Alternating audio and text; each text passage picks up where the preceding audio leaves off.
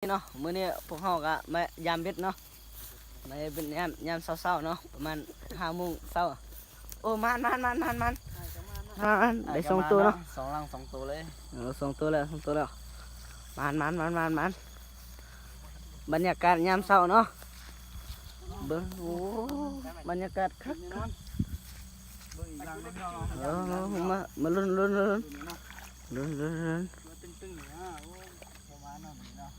โอ้ประมาณมันบ่ได้ติ้งไว้เนาะโหยังเยอะคือเก่ามาเบิ่งมันบ่บ่มานโอ้บ่มานเนาะบักบ่มานและมาเบิ่งบิดของเฮาเองเนาะว่าสิมานหรือบ่มานเนาะ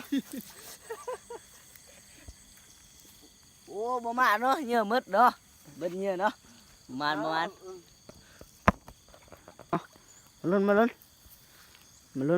โอ้เสียนเกิดเนาะเสียนเกิดโอ้มานถึงแล้วลังนี้เนาะเมื่อกี้นี่มันสั่นกี่นี่มาเบิ่งมันนุดหรอบ่ปลาดุกเนาะโอ้อะไรโอ้เห็นตัวเสือ ปลาดุกแล้วใส่งามเลยมาน ไอ้ก็มานเนาะใส่งามเลย ปลาดุกดาวีเนาะ ปลาดุกเขาเอิ้นว่าบ้านเฮาเอิ้นว่าปลาดุกดาวีเนาะนี่เนาะ นี่เนาะบ้านเฮาเอิ้นว่าปลาดุกดาวีโอ้ไอ้ก็มานเนาะเนี่ยเอียนเนี่ยแบบเอียนสองตาวเนาะบ้านเฮาเอิ้นเนาะเอียนสองตาวบดเลยนี่นะไม่ทึกเลยโอ้มันคือกากแท้นี่เยอะเนาะปลาดุก2 เตามาลุ้นนำกันเนาะเสียนเกิดเนาะประมาณแน่นอน โอ้ประมาณเบิ่งหน้าเบิ่งสีหน้าก็ฮู้แล้วคนประมาณเนาะไปติดต่อไปกันต่อมาลุ้นนำกันเนาะโหสิมานหรือประมาณมันคือดึงเขาหัวหมูมีโอ้ประมาณเนาะมันเห็ดคาซื้อนี่มันกินแต่เนื้อแล้วมันก็ลุ้นว่าสิมานหรือประมาณเนาะเสียนเกิดเนาะเสียนเกิดว่าสิทึกบ่เอียนตองผิดเอียนสองตาวหมอนี่ใส่มาส่วนหลายจะถือเอียนสองตาวภาษาบ้านเฮาเอิ้นว่าเอียนสองตาวเนาะตัวเอียนอีกนี่เอียนโอ้ว่าแล้วมันเอียนเนาะบ้านเฮาเอิ้นว่าเอียนสองตาวเอียนลึกว่าเลยมาลุ้น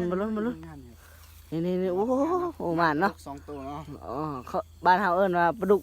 นี่ดีวาวเนาะโอ้เอียนปลาไหลโอ้ปลาไหลไอ้ก็มาเนาะมันคือเนี่ยจะหนักคือตอนนั้นมันได้อยู่2 จุดเลยมันโอ้ไอ้ก็มาเนาะโอ้มันเนาะมันเนาะโอ้มาลุ้นนำกันโอ้ถือบ่เห็นแล้วตัวเอียนเห็นหัวมันเอียนพี่น้องเอียนโอ้ไอ้ก็มาเนาะโอ้มันใส่กลางโคกนี่ก็ยังตัวนี้ก็บ้านเฮาเอิ้นเพราะว่าเอียนตัวนี้มันน้อยเนาะเอียนตัวนี้น้อยก็บ้านเฮาเอิ้นว่าเอียนดาวีเนาะเพราะว่าเอียนน้อยคันเอียนใหญ่นี่เอียนสองตาวบ้านเฮาเอิ้นเนาะเพราะภาษาเฮามันก็ต่างเนาะคนละแบบเนาะมาเบิ่งเสียนเกิดเนาะโอ้เบิ่งมันบ่โอ้เอียนอีกเนาะเอียนสองตาวเนาะโอ้มันโอ้ขาติดเนาะโอ้ขาเฮาก็ติดคือกันเนาะโอ้ไปมาลุ้นเนาะ กันน้อยล้าง เบิ่งนำกันเนาะ เกิด เสียนเกิดเนาะโอ้ปลาดุกเนาะ มัน มาปลาดุกหน่อยเนาะ มึงอายอีกว่า เอามาเบิ่งไหมมานบ่เบิ่ง เต้น มันตึงอยู่ เฮ้ย เฮ้ย เป็นหายไง โอ้บ่มานเนาะบ่มานเบิ่งสีหน้าก็ฮู้แล้วเนาะว่า นี่ผลงานนี่เห็นบ่นี่ผลงานน่ะมาน่ะโอ้ แจ้งบ่แจ้งยังใส่โคมเนาะ มาแต่ จักเป็นหยังบ่ฮู้เนาะ มาแต่เด็กน้องพี่น้องเนาะ มาลุ้นเสียนเกิดเนาะโอ้บ่มานเนาะมาเบิ่งหลังสุดท้ายเนาะบัดนี้เนาะ มนุษย์ร่างสุดท้ายนี่พี่น้องมานบ่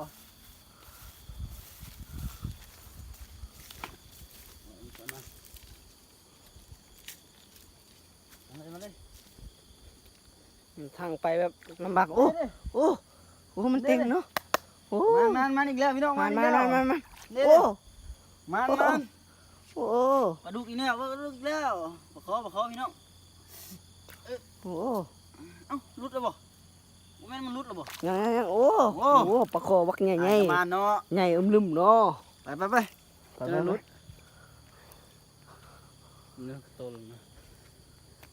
ไปเนาะโอ้มาน แท้มันแท้วันนี้เนาะ มาเบิ่งผลงานเขาเนาะว้ามีแต่2เส้นเนาะนี่เนาะ ปลาดุก2ตัวเนาะนี่เนาะปลาคอ2ตัวแล้วก็เอียนตัวนึงเนาะ5ตัวเนาะได้5แต้มมื้อนี้ได้6แต้มมื้อนี้มีเสียนปลาดุกเสียน เส้น2ตาวเนาะเส้นเอียน2ตาว เปลี่ยนชื่อมันเป็นเสียนเอียนบักนี้ บักเส้นเอียนเนาะพอดีก็คลิปนี้ก็จบเบิดเพียงเท่านี้เนาะถ้าหากมีคนใดแบบเบิ่งแล้วก็กรุณากดไลค์กดแชร์กดคอมเมนต์และติดตามพวกเรานำเนาะเพื่อเป็นกำลังใจเฮ็ดคลิป